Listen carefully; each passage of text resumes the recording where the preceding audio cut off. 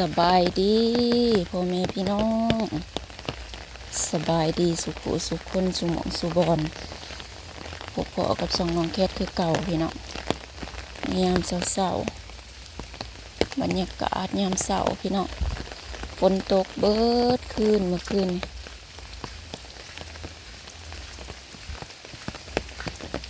ฝนกับฝนอลีอลอ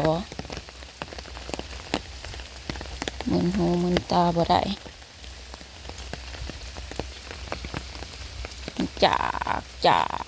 ก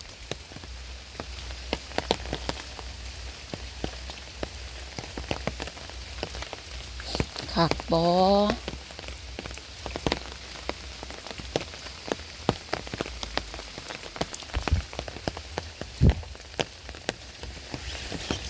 ขักบอน้ำออกแกงบอ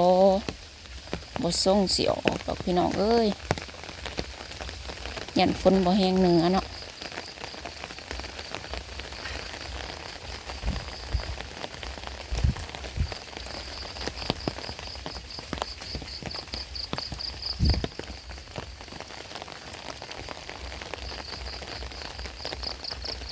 น้ำพายยุ่เลยเต็มเจือกเผือก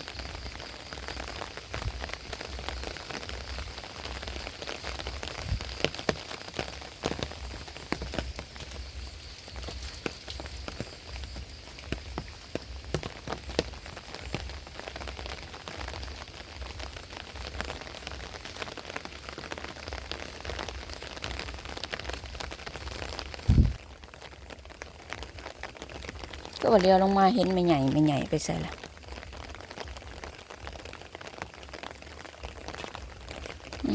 น้ำพายพี่เนาะขวามไปเบิ่งน้ำหวยก่อนลงไปเบิ่งน้ำหวยคันสีหยางหอดเดี๋ยวเห็นพอพี่เนาะ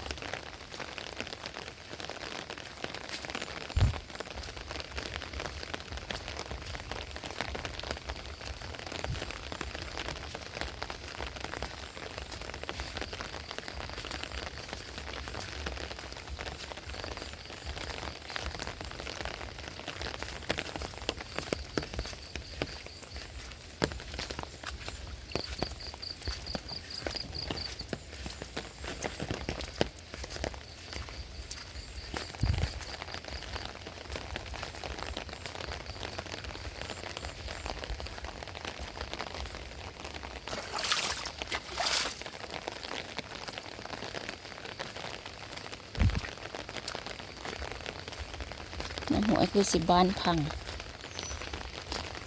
ไม่ใหญ่อยู่จิหล่อบ่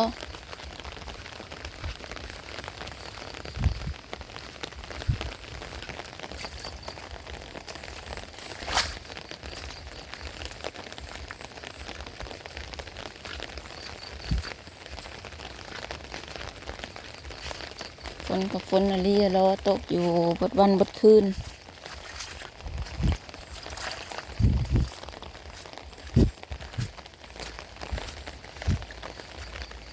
หอย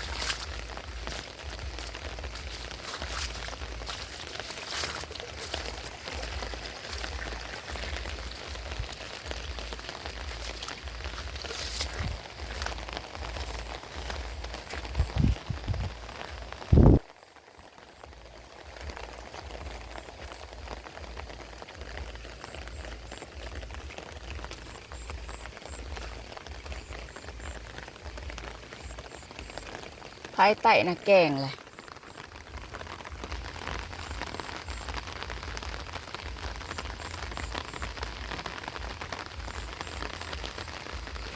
ภ ไผ่ไต่นะแกงแล้วพี่น้อง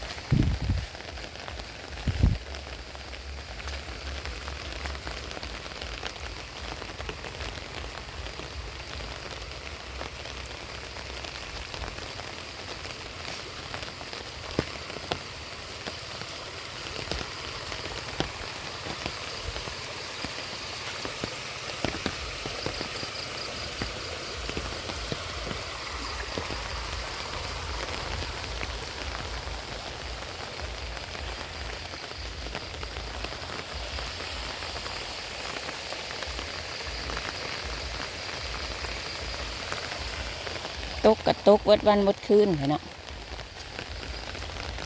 ทางไผ่ไต่น่ะออกแกงแล้ว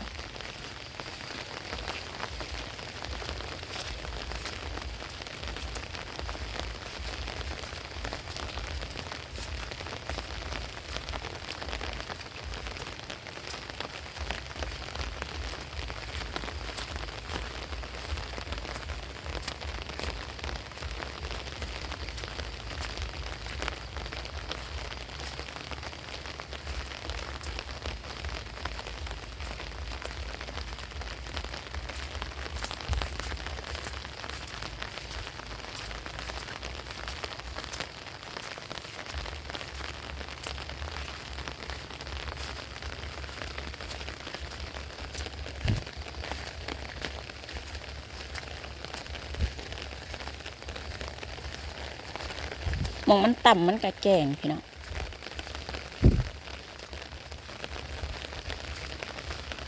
มันต่ำมันกะไหลทะลักเข้ามาน้ำท่วมเขาเคยหลานะ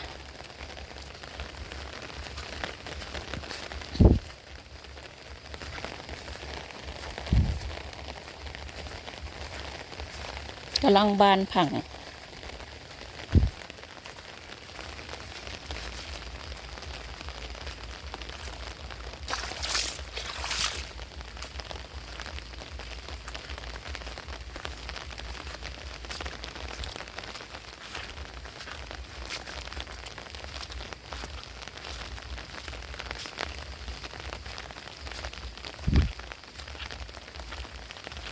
แกงเรียบร้อยไผ่ไต่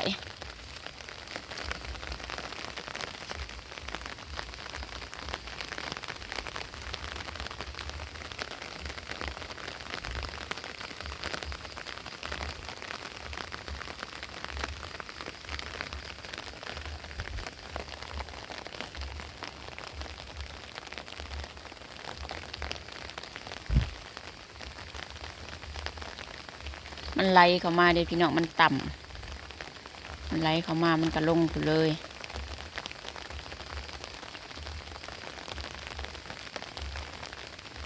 สิขึ้นเมื่อแหละพี่น้องเอ้ยยันเขะ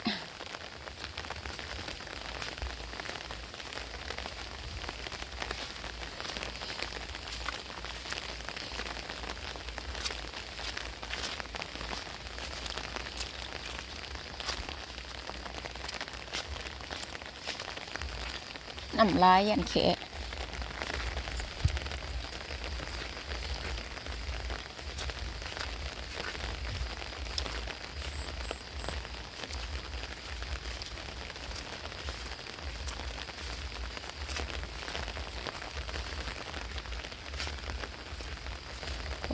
ไม่ไงก็เลาะดีกว่า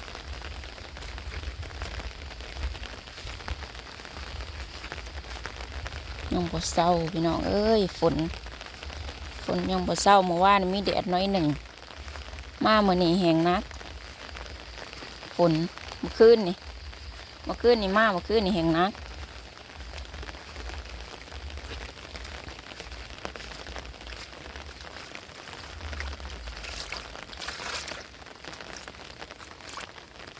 เป็นจาก ผ้าหยกขาวบ่เนาะพี่น้อง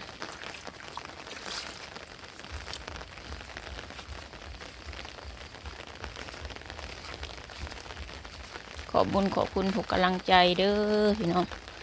ขอบบุญขอบคุณถูกคอมเมนต์ฝากกดไลค์กดแชร์กดติดตามที่สำคัญก็รับส้มคลิป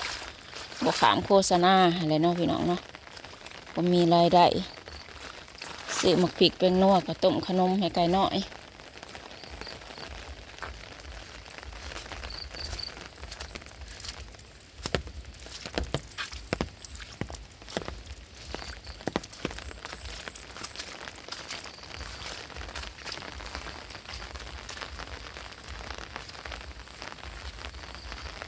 ยังเมิดอยู่พี่น้องเอ้ยมันยังสิมาแห้งมันยังสิแกงใหญ่อยู่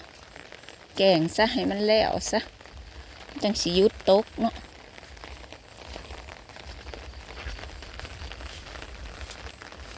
ก็กันคลิปหนาพี่น้องสบายดี